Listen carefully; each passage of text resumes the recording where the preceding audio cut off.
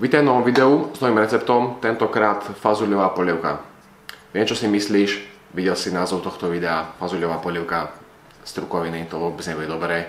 Na druhý deň to bude ešte horšie, ale dôveruj mi, na konci videa si preberieme nejaké rady, tipy a triky na to, ako zvládnuť alebo ako skombinovať túto potravinovú skupinu, aby ti bolo trošku lepšie na druhý deň. Aby sa tá expresia tých fazúľ neprejavila naplno, aby ťa rodina nechcela vyhostiť zo svojho domu, tvoji spolubývajúci ťa nechceli zatvoriť do hermeticky uzavrenej izby alebo defenestrovať. Výhoda tohto receptu je v tom, že viac ako polka, 2/3, možno až 3/4, možno až 5/6 sa skladá z potravín, ktoré sú konzervované alebo balené.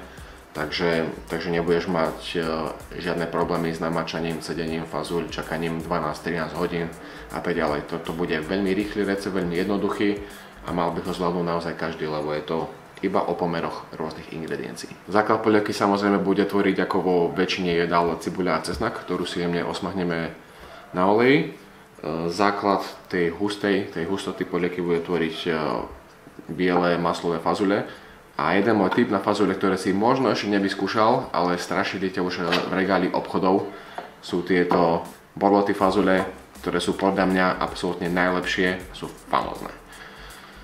Maslo na zjemnenie samotnej chuti, aby sme tomu dali trošku kick, trošku mexického, v tomto prípade skôr vietnamsko, čínsko, východo-južnoazijského vplyvu, tak tam dáme sriraču. Ako topping a zlobenie do tejto polievky použijeme na olej osmažené tortily, ktoré nám dodajú kus veľmi dobrej chrumkavej charakteristiky, ktoré uvidíš, že budú highlight celej polievky. Naozaj to bude vynikajúce, takže poďme na to.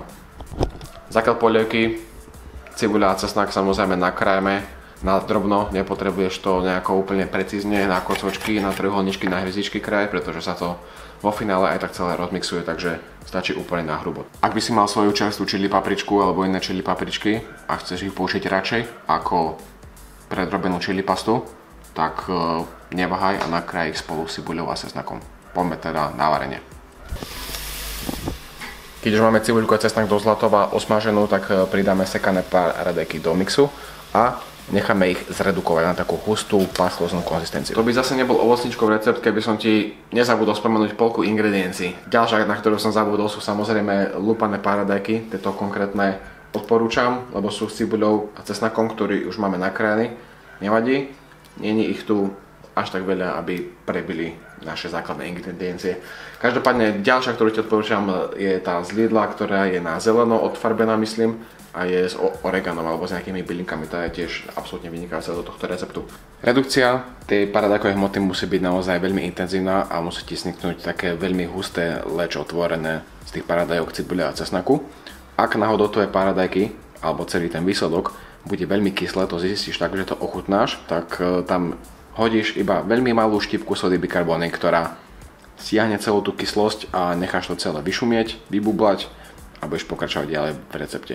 Pokiaľ je tvoja hmota tvorená z paradajok, cibuľa a cesnaku úplne spotov a si spokojný s jej chuťou, tak to celé potom zálež 2 konzervami bielých maslových fazuľ a 1 konzervou borloty fazuľ. Áno, ako vidíš, dobre, aj s tou vodou, viem, že ti hovorili, že práve z tej vody sa prdí, ale v tej vode je práve že tá najlepšia chuť, takže dáš tam aj tu. Zeleninový buľón samozrejme patrí taktiež do tohto mixu, takže ho tam pridáš spolu s vodou. Necháš to celé povariť cca 10 minút, kým to neprevré.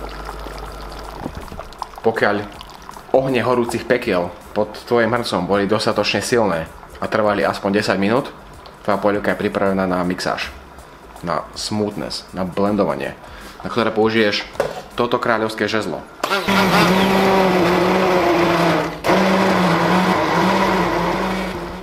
Zatiaľ, čo sa nám už rozmixovaná polievka jemne ešte varí na miernom ohni, tak my si zatiaľ pripravíme ostávajúce 2 konzervy borloty fazuľ. Budeš na to potrebovať toto sitko alebo toto sitko. Nie 2 naraz, iba 1. Nemusíš mať presne toto isté, toto moje, lebo nemôžem vám všetkým požičať moje sitko samozrejme. Alebo toto je moje, ale toto vám môžem požičať, alebo toto nie je moje. Takže tu máte. Takže si ostatné dve konzervy pripravíme tak, že ich iba rozmačkáme v ruke. Nemusíš úplne všetky fazule rozmašírovať absolútne na kašu, pretože nám z toho potom znovu vznikne krémová polievka. Niektoré nechaj celé, niektoré trošku stlač, niektoré môžeš rozmašírovať na kašu, je to na tebe. Ide o to, aby sme mali rôznorodú konzistenciu tých fazulí. V tomto štádiu polievku už treba iba dochutiť. To znamená, že ja použijem sriraču, ak si ty mal svoje čerstvé čili papričky, tak niekde v strede varenia by si ich mal hodiť spolu s vývarom. Takže ja pridám jednu polievkovú lyžicu srirači. Alebo začneme radšej iba s polovicou. V tejto domácnosti my to tu máme radi veľmi pikantné a polka polievkovej lyžice srirači bola málo, takže dáme druhú polku lyžice. Prišiel ten čas, kedy sa tábory sledovateľov tohto videa rozdelia na tých veľmi zdravých a na tých menej zdravých.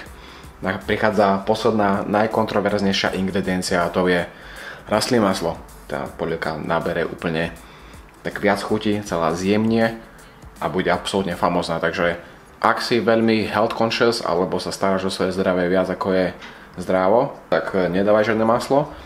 Tí, ktorí chcete ultimátnu chuť, plnú chuť, krémovú chuť, tak dajte asi takú zdravú porciu masla. Sme vo finálnom štádiu prípravy tohto skvelého chutného pokrmu a zafinišujeme to už iba prípravou toppingu. To je osmažením týchto tortill wrapov. Nakrájame si ich na pasiky, cca palec až 2 palce hrubé, nechoď viac ako 2 palce, lebo to zatiaľ nezmesí proste do úst. Kapeš? Urobíme to tak, že si ich prekorieme na poli. Ja mám dve, ako môžeš vidieť. Preložíš. By si krájal 4 naraz a odkrájaš pasiky. Naleješ zdravé množstvo. Viem, čo si myslíš, už si pripravený písať komentár. Ovocníček, strašne veľa oleja tam dávaš. Tu na srdci, vnútri mojej hrude bije srdce a to si myslí, to mi hovorí, že tie fito živiny, ktoré sú v tých fazuľách, proste vykompenzujú tento olej. Je to veľmi naivná predstava, ale je, stále pretrváva v mojej mysli. Poďme na smaženie tých tortill, nech je to crunchy a chrumkavé a veľmi dobré. Na osmahnutie tých tortill ti stačí naozaj iba pár sekúnd, v tom oleji sa urobia naozaj veľmi rýchlo, takže daj pozor, aby si ich nespiekol. Pokiaľ chceš konzumovať výrazne menej oleja, tak tieto tortily si môžeš osmahnúť aj na sucho. Bude to však trvať trošku dlhšie, takže dávaj pozor, kedy už budú chrumkavé.